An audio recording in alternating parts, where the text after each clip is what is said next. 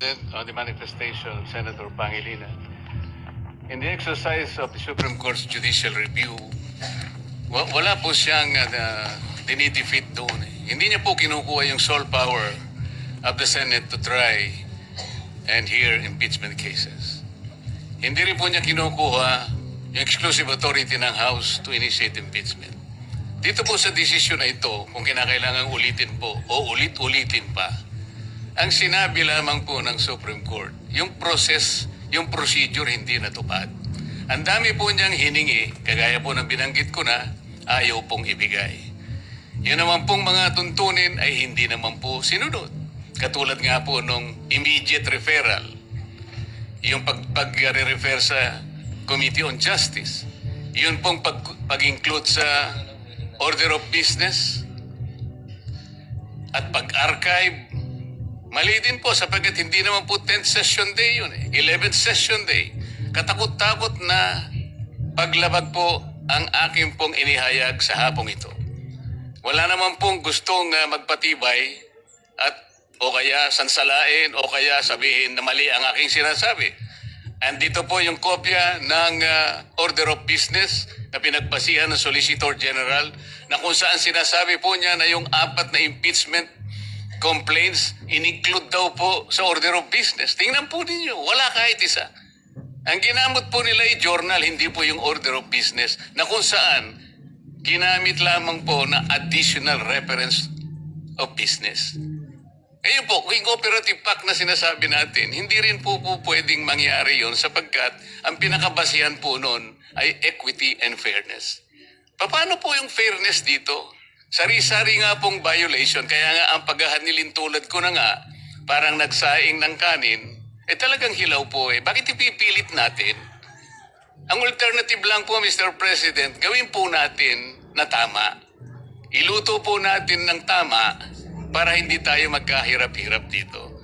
Isip-isipin po ninyo, sinasabi ng ating Constitution, isa lamang pong impeachment proceedings ang pwedeng i-initiate sa isang opisyal ng gobyerno at hindi po pwede ang 2 beses sa loob ng 1 taon.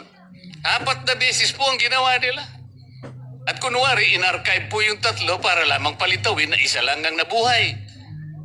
Nasaan naman po yung katwiran kung sarili pong tuntunin na ayaw pong sagutin, ayaw pong talimahin. Pagkatapos ipipilit po natin sapagkat nag-MR sila. Ano po ang kasaysayan ng MR? Sabi ko nga po, napakasimple po nung 1-year ban rule ng Supreme Court.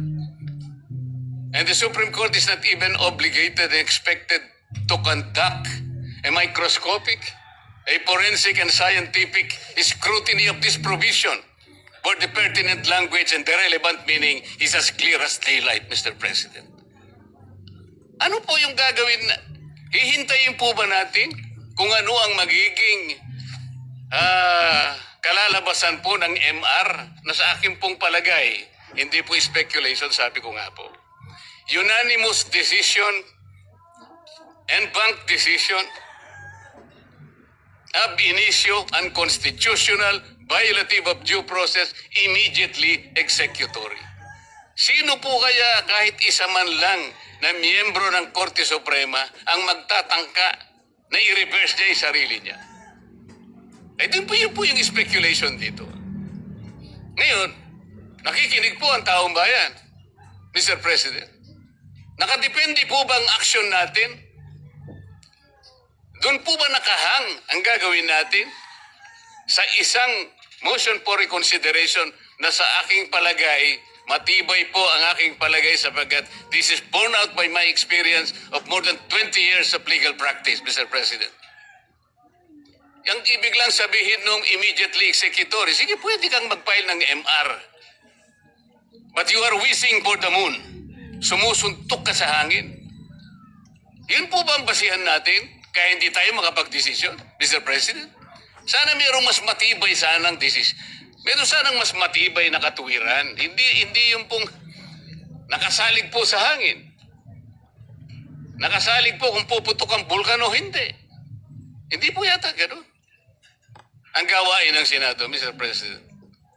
Tinangka ko na nga pong i-amend Kung ayaw po ninyo yung motion to dismiss, any other language that will put to rest this issue in obedience and in complete respect to the last word of the Supreme Court, it being immediately executory, Mr. President.